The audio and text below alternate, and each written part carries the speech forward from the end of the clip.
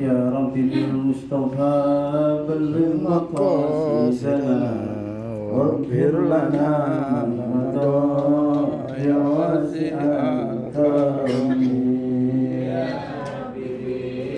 مصطفى بلغ مقاصدنا واغفر لنا ما مضى واسع الكرم الكونين والثقلين والفريقين من قرب ومن أجل يا ربي بالمصطفى بلغ مقاصدنا واغفر لنا ما مضى يا واسع الكرم نبينا الأمير النهي فلا أحد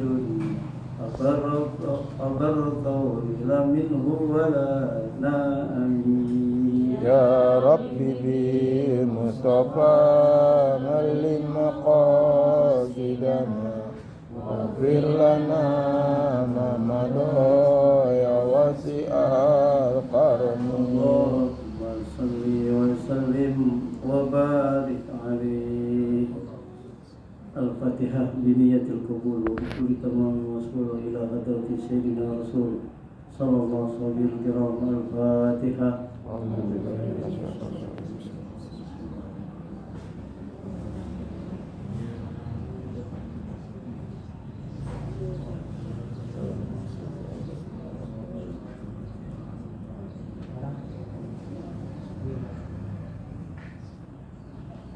Bismillahirrahmanirrahim. Alhamdulillahi Rabbil Alamin.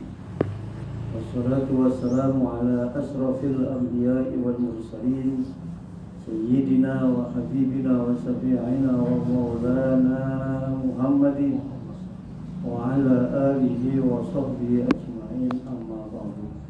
Qala ta'ala fi kitabihil karim wa huwa asdaqul qailin. Qalu subhanaka la ilma lana illa ma 'allamtana innaka antal alimul hakim. Sadaqallahul azim. Qala Imam al-Musannif rahimahullah ta'ala wa adama naf'a bihi wa bil barakati 'ulumihi fi darain amin. Qala ya aliyu man qala kulla yawmin khamsata wa isrina marratan astaghfirullahal azim li wa liwalidayya wa li jami'il muslimina wal muslimat wal mu'minina wal mu'minat al ahya'i minhum wal amwat katabahullahu min awliya'ihi. Bapak Ibu hadirin hadirat yang berbahagia, kita lanjutkan taklim kita yang membahas tentang kitab Wasiyatul Mustafa di Imam Ali karramallahu wajhah. Kitab hadis di mana nasihat-nasihat, wasiat-wasiat baginda Rasul sallallahu alaihi wasallam ya, kepada sahabat Ali bin Abi Thalib. Pembahasan kita pada minggu atau bulan yang lalu tentang doa dan zikir. Ini lanjutannya. Lanjutan hadis yang ke-44 atau wasiat yang ke-44. Ya Ali, kata baginda Rasul, wahai Ali, man qala kulla yaumin khamsata wa isrina marratan. Barang siapa yang mengucapkan setiap hari, jadi 25 kali mengucapin itu. Apa yang diucapkan? Astaghfirullahaladzim. Istighfar. Ini panjang nih istighfarnya. Astaghfirullahaladzim li wa liwalidayya wal jami'il muslimina wal muslimat wal mu'minina wal mu'minat al ahya'i minhum wal amwat. Nah, itu baca sekurang-kurangnya selesai sholat.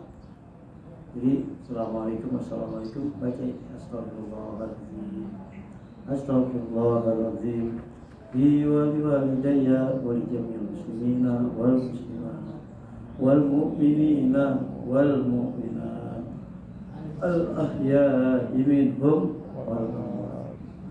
Kata Rasulullah, hai Ali, barang siapa yang mengucapkan setiap hari ini 25 kali istighfar ini istighfar buat diri sendiri, istighfar untuk kedua orang tua, dan istighfar untuk saudara-saudara kita orang Islam yang sudah mati maupun yang masih hidup. Kalau ini dibaca 25 kali, kata Rasulullah, katabahallahu min awliyaihi, Allah menjadikan diantaranya wali-wali Allah. Mau jadi wali nggak perlu macam-macam, asal sering istighfar seperti ini. Ya. Minimal wali itu artinya orang yang dikasihi, orang yang disayangi. Bahkan dalam hadis yang lain Rasulullah mengatakan begini, man kasura istighfar, barang siapa yang memperbanyak istighfar, ja'alallahu lahu, Allah akan jadikan padanya ya min kulli hammin faraja wa min kulli daikin faraha atau mahraja wa yarzuquhu atau warizquhu min haitsu la yahtasib. Dalam hadis yang lain Nabi mengatakan ada 3 nih. Kita nih orang hidup, apa tiap hari kita senang terus? Ya. Ada nggak tiap hari ini kita di dunia ini senang terus tiap hari? Enggak. Kita ada susahnya, ada gelisahnya, ya, ada sedihnya, tapi juga ada senangnya, ada gembiranya. Ya. Kata Rasulullah, jangan takut dengan kehidupan. Sumpah, ada sumpah nggak kita hidup? Sering kita bilang kan, gua lagi sumpah, gua nggak ada. Yang nggak hadir sumpah nih. Sumpah, sedih, sempit hatinya. Kata Rasulullah, jangan takut. Man kasral istighfar, barang siapa yang memperbanyak istighfar, ja'alallahu lahu min kulli hammin faraja, Allah akan jadikan setiap kesumpekannya, kesulitannya, kesedihannya faraja, diberikan keluasan hati. Yang penting benar-benar istighfar. Benar istighfar. Tempat kita ngadu paling utama hanya Allah. Kalau kita ngadu sama manusia cuma bisa kasihan doang, betul nggak? Kita lagi susah, nggak punya duit, sumpek pikiran kita. Ngadu sama teman, ditolongin apa enggak? Belum tentu. Andai kata ada yang nolongin juga belum tentu. Tapi karena Allah, dengan cara kita istighfar, minta ampun kepada Allah, Allah kasih jalan, kata Rasulullah. Wa min kulli daikin mahraja, dari setiap kesulitan mahraja, Allah berikan jalan keluarnya. Ada aja jalan keluarnya. Ya, kita mau ngawinin anak, ya, uang nggak punya. Ya, waktu sudah dikit lagi. Ya, kira-kira pusing apa enggak? Pusing, puyeng enggak? Puyeng, tapi jangan takut pada Allah. Istighfar. Ja'alallahu lahu, Allah akan jadikan kepadanya, ya, min kulli daikin mahraja, daripada kesulitan, kesempitan, jalan keluar yang Allah. Ini kata siapa? Kata siapa? Kata Nabi. Allah akan berikan. Bukan kata ulama manusia. Kalau Nabi yang mengatakan ini pasti benar. Jadi nggak perlu takut bahwa sedih manusiawi, sulit kita manusiawi. Ya manusia nggak senang terus. Ibarat perjalanan nggak terus lurus, perjalanan itu bertabur bunga kanan kiri, enggak. Kadang-kadang jalanan ada belok, ya kan? Ada belok kanan, belok kiri, ada lubang kanan kiri, besar kecil, ada duri. Itulah kehidupan. Kita kadang menemukan kesulitan, kesusahan, kenikmatan, bencana, musibah, nikmat, itu biasa. Tapi jangan lupa perbanyaklah istighfar. Kalau kita dapat kesulitan, ada jalan keluar. Insya Allah. Yang penting sudah itu. Nah, yang ketiga kata Rasulullah, warizquhu, bahkan rezekinya min haitsu la yahtasib, akan Allah berikan dari jalan yang tidak disangka-sangka. Asal kita istighfar terus, bertobat. Allah lebih senang mendengarkan suara ampun istighfar kita, pengaduan kita. Kalau manusia dengerin aduan kita senang apa enggak? Pertama mungkin suka, yang kedua mungkin diterima, yang ketiga lu lagi kayak bosan dia. Ya, itu manusia nggak bisa. Tapi Allah setiap kali kita istighfar, mengadu kepadanya, minta ampun, minta pertolongan, Allah senang. Di lain hadis Rasulullah mengatakan begini juga, ada salah satu aswatin yuhibbuhallahu ta'ala lahu. Ada 3 suara di dunia ini, ada 3 suara yang membuat Allah senang dengan suara itu. Jadi ada suara yang disenangi Allah. Apa itu? Pertama, sautud dia, suaranya ayam berkokok. Ayam berkokok tuh jangankan manusia, Allah juga senang. Ya. Makanya para ulama dulu ya melihara ayam. Baik ayam yang hanya untuk berkokok, biasanya ayam mahal tuh. Ya. Ayam belum ya. Ya, ayam belum. Itu suka sekali tuh orang-orang. Karena ada hadis tadi. Ya. Makanya orang dulu tuh hampir semua melihara ayam. Ya, melihara ayam. Dengerin ayam. Ayam kalau mau kokok kapan? Pagi tuh, bangunin kita. Nuh yang membuat Allah senang. Kita supaya bangun subuh.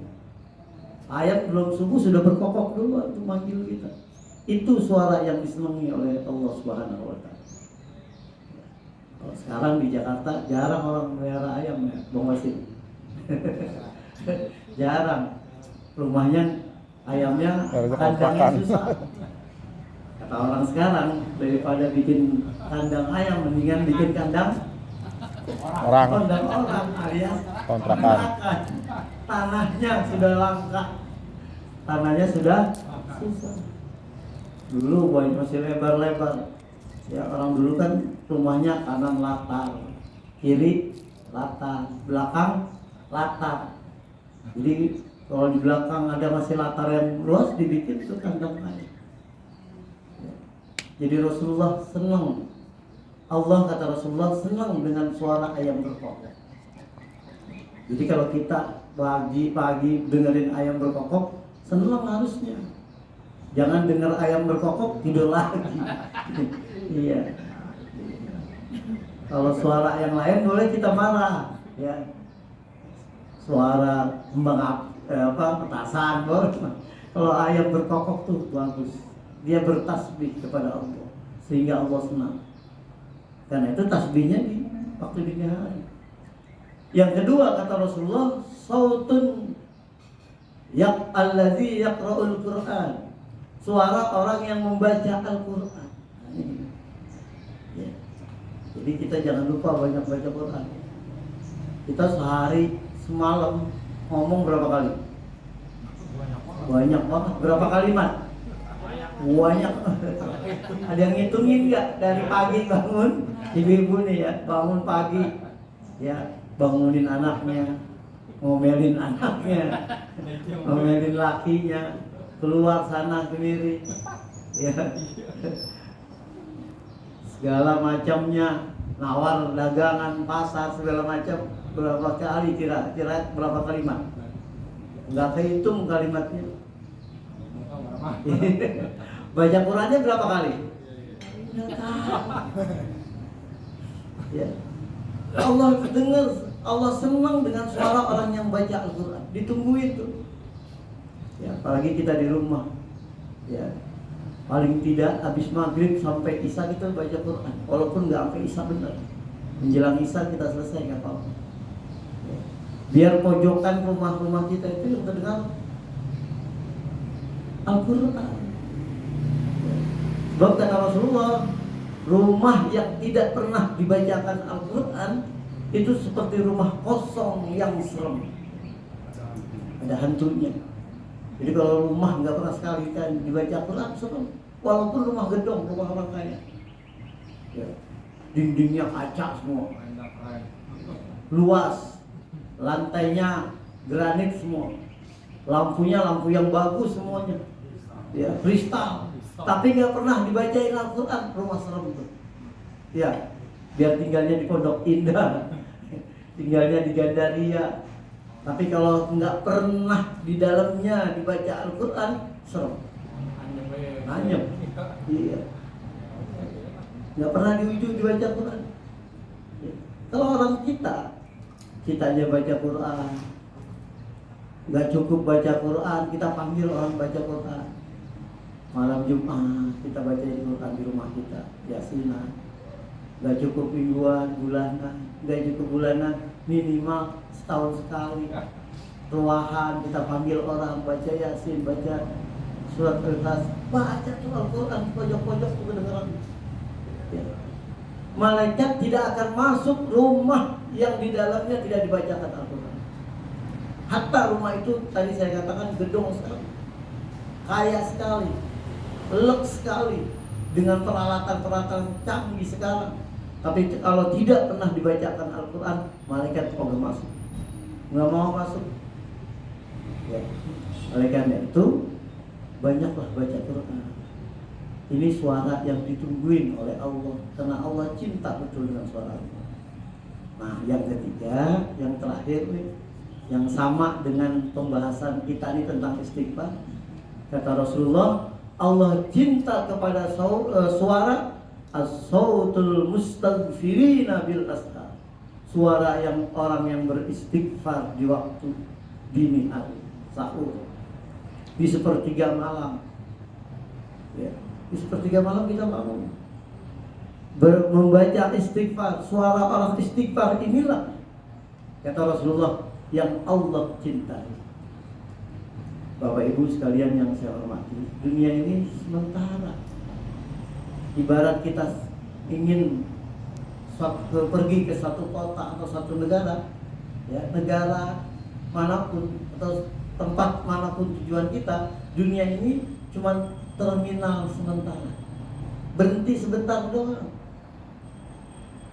Sebentar apa enggak? Berhenti. Yang umurnya 50, 60, 70, sebentar. Ya, sebentar dunia itu. Enggak ada yang tetap. Enggak ada yang selamanya kita hidup dunia. Dunia dengan segala isinya, bahkan kekayaan, jabatan, status sosial lainnya, itu sebentar.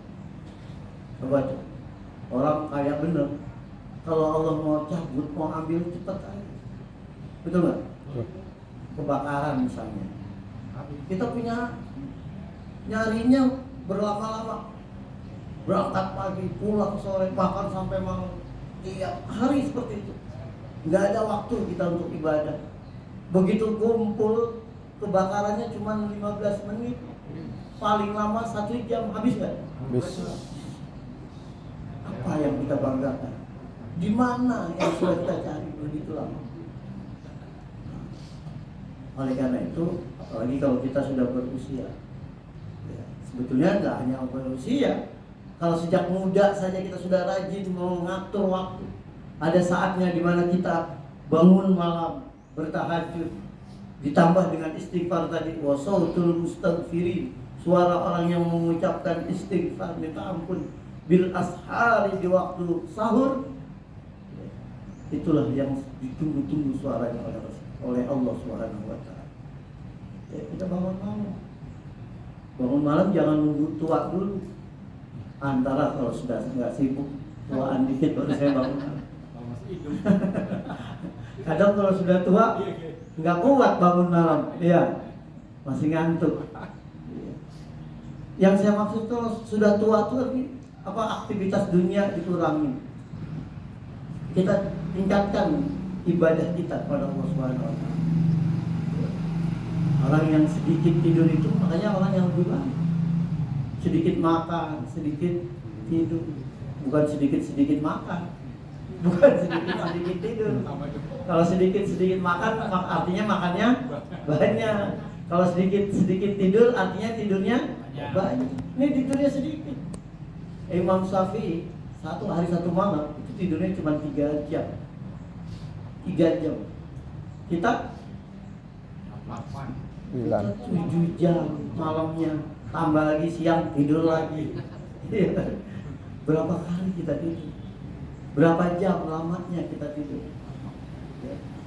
Buat apa kita dikasih hidup? Kalau kita mau tidur lamaan, ngapain? Kalau mau tidur lama, ngapain? Mati itu di kuburan. Kalau kita dikasih hidup, jangan banyak tidur. Pergunakan melek kita. Pergunakan mata terjaga kita untuk menikmati dunia. Dengan cara beribadah kepada Allah. Bangun di tengah malam. Apalagi kalau aktivitas pagi, siang sudah kurang. Ya, jangan kita masih muda punya anak, ngurusin anak.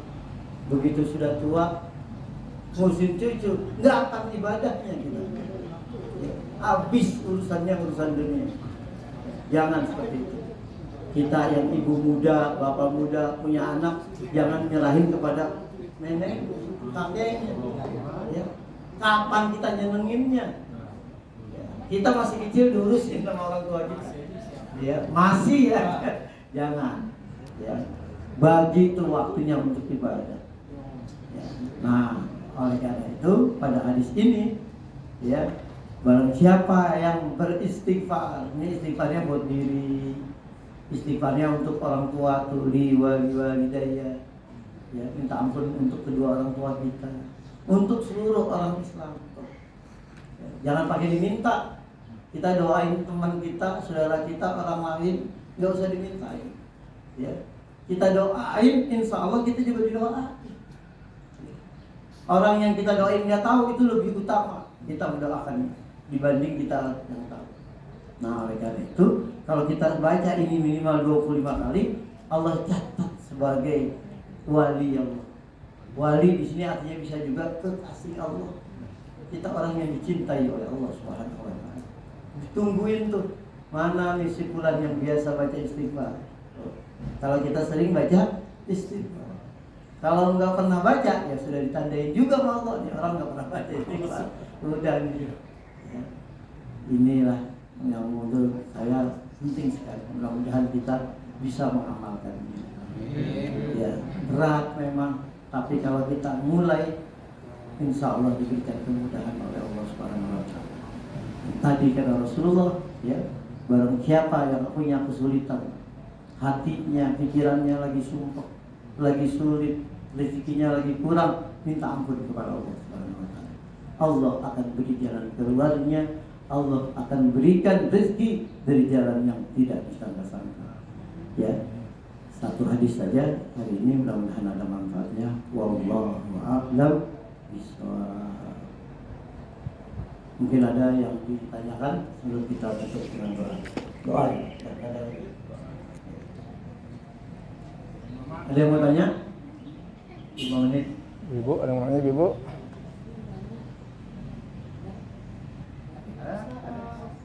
Ustaz, kalau sholat sebelum sholat tahajud kita sholat taubat dulu boleh? Sholat taubat dulu boleh? Boleh. Ya. Sholat taubat itu kapan saja. Nggak mesti di dini hari atau di tengah malam. Ya. Siang boleh juga. Boleh. Ya. Kalau dia waktu dilaksanakannya di waktu malam lebih baik. Sama hajat sama juga?